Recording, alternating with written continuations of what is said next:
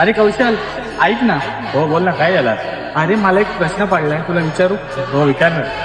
अरे मला असं म्हणजे जाम दिवसापासून प्रश्न पडतो की बघ ना, जसं डोंगरात देवी असतात, मग सगळ्या देवी डोंगरातच का असतात? जसं की आपण सप्तशृंगी, जीवदानी, आई एकविराई, वैष्णवा देवी, त्या सगळ्या देवी डोंगरातच का असतात? हा कधी तुला प्रश्न नाही पडला? हो बरोबर बोलतो रे, हा पण विचार करायची गोष्ट आहे. हा ना, बघ ना, जसं की आपले गणपती बाप्पा म्हणजे सगळे देव ते खाली असतात आणि सगळ्या देवी वरतीच त्या डोंगरात असतात.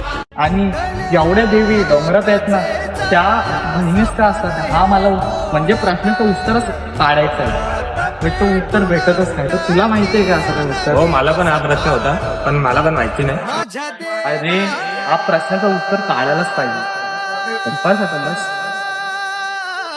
गाईस, हा तुम्हाला प्रश्नाचं उत्तर माहिती असेल ना, कमेंट करा. आणि हा प्रश्नाचं उत्तर तुम्हाला पाहिजे असेल तर या पार्ट 2 मध्ये 100% तुम्हाला मिळून जाईल.